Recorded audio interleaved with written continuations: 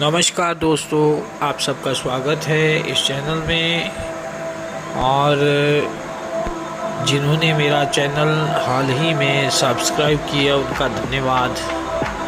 आशा करता हूँ हम लोगों की संख्या इस चैनल पे बढ़ती रहेगी। जितने सभी विद्वान हैं उन सबको मेरी तरफ से सादर नमस्कार, सबका स्वागत। विषय की बात करते हैं। एक रिक्वेस्ट करूँगा, सब्सक्रिप्शन के लिए नहीं, वो आपका अपना मत है। अगर कुछ अच्छा लगे, यूज़फुल लगे तो करो, वरना आज की वीडियो का जो विषय है वो है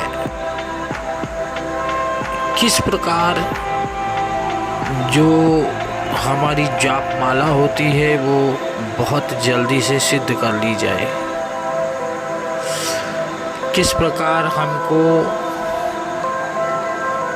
बिना शास्त्रिक विधानिक कार्य किए हुए तांत्रोक्त विधि से सिद्ध माला प्राप्त हो जाए।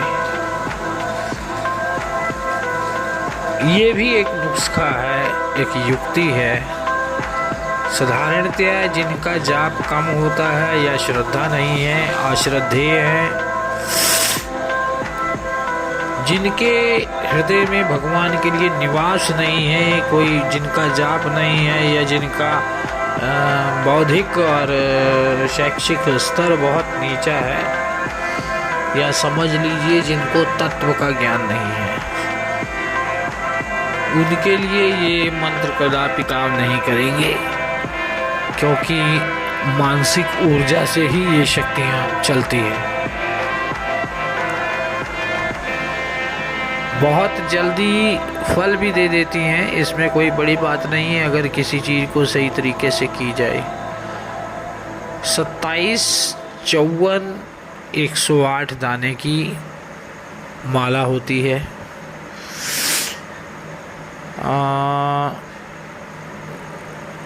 शास्त्रिक विधान से ईशान मंत्र से ये माला सिद्ध की जाती है। कई ग्रंथों में इसका विवरण आया है, जो प्राचीन ग्रंथ हैं पुराणों में इसका बहुत महत्व है। और विधान भी दिए गए हैं, जैसे अग्नि पुराण हुआ, समुद्रिक शास्त्रों में और तंत्र शास्त्रों में इसका भरपूर रूप से विवरण है। लेकिन वो विवरण सिर्फ शास्त्रिक पद्धति के लिए है। शास्त्रिक पद्धति क्योंकि करने वाले के लिए भी जटिल होती है, उसके लिए यम नियम का पूरा पालन, अष्टांग सेवन और तत्परता के साथ कार्य को निपटा लेना। बहुत छोटी छोटी चीज़ों का उसमें ध्यान रखा जाता है। और दूसरा है तंत्र। तंत्र की परिभाषा तो यही है कि सिस्टम, किसी चीज को यदि पूरे सिस्टम से किया जाए, तरीके से किया जाए, तो वो अभीष्ट को प्राप्त करवाने वाला होता है। चाहे वो कोई भी कार्य है, दुकानदारी है, व्यापार है, कोई भी चीज़ है, जिस चीज़ को सावधानी पूर्वक और पूरा लगन के साथ, शिद्दत के साथ किया जाएगा, तन्मयता के साथ जिसको किया जाएगा, वो चीज़ें कभी भी ऐसा नहीं होता कि फल ना दे। भागदौड़ की ज़िंदगी, हर आदमी यही सोचता है कि बस फटाफट हो जाए। आज मैं आपको तांत्रिक माला को सिद्ध करने की एक विधि आपके साथ शेयर कर रहा हूँ, बता रहा हूँ आपको। उस मंत्र को कई बार मैंने अपने चैनल पे डाला हुआ है। बात ये होती है कि जितना शिष्य गुरु के पास रहता है, सानिध्य में रहता है, पास बैठकर सीखता है, निखार तभी आएगा। एक मंदिर में पूजे जाना जो पूजा जाता है पत्थर,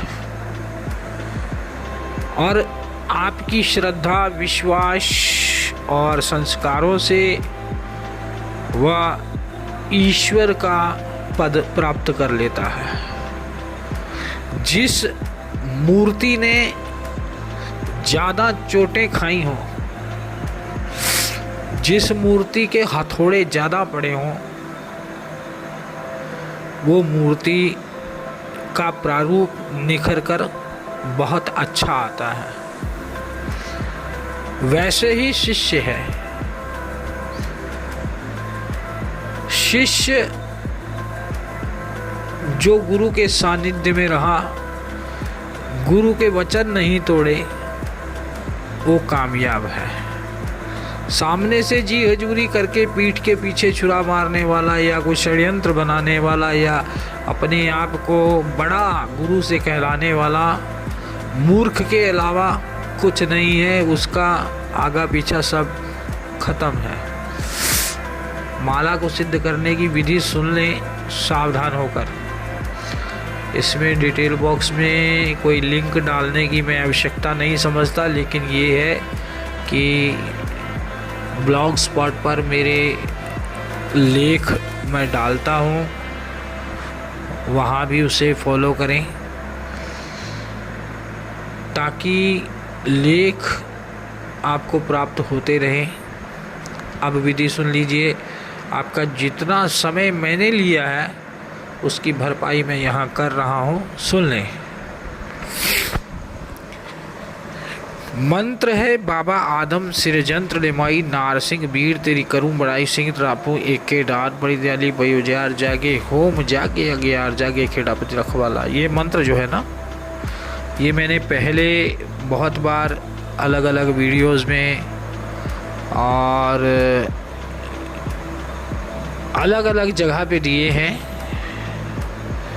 इस मंत्र की महिमा का पूरा बखान नहीं किया जाता अपनी जीभ से। ये बंगाली मंत्र है। सबसे बड़ी बात ये है, कहने को बंगाली सब होते हैं, लेकिन सुभाष चंद्र बोस बनना बहुत मुश्किल है। ये प्रायोगिक मंत्र है, इससे काम लिया जाता है। अलग अलग किसी की शक्ति बंधी हो या कोई शक्ति अस्त हो गई है तो वो ये मंत्र ही काम देता है, चैतन्य कर देता है प्रत्येक चीज को। करना ये है कि माला को गंगा जल, शहद, चंदन इत्यादि से पूजित करें। सबसे पहले पूर्वाभिमुख हो करके सामने एक आम की पटरी रख लें, पीढ़ा बनवा लें, और पीढ़ा बनवाने के बाद पूर्वाभिमुख होकर उस पीढ़े पर लाल रंग का कपड़ा डालें, साफ कोरा फ्रेश 1.25 मीटर। फिर वहाँ एक कलश स्थापित करें।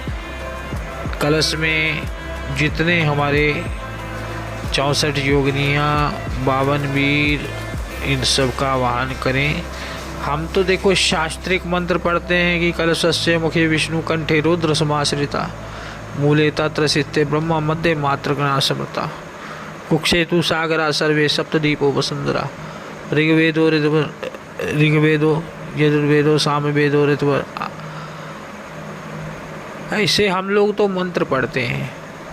आपको कुछ नहीं करना है, भगवती के चरणों का ध्यान करके कलश को स्थापित करके पूजित कर देना है। पुष्प इत्यादि उनको दें। जैसे कलश स्थापित किया जाता है, कलश स्थापित करें, क्योंकि कलश का महत्व बहुत गहराई में जाने के बाद आदमी को समझ आता है।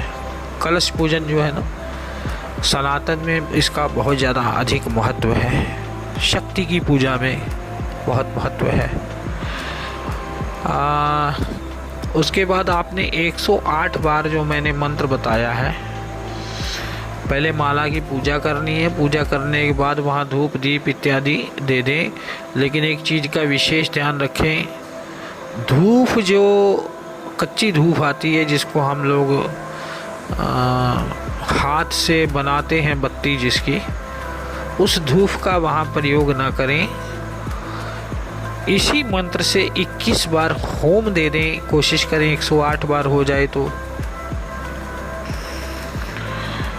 होम देने के बाद होम कैसे देना है, क्या डालना है उसमें थोड़ी सी हवन सामग्री और जोड़ा लौंग घी मिलाकर रख लें हवन सामग्री में, उसमें जोड़ा लौंग रख के इसकी आहुति दें गोबर के कंडे के ऊपर। गाय के गोबर का कंडा, उपला, चिपरी, पंजाबी में बोलते हैं पाथी।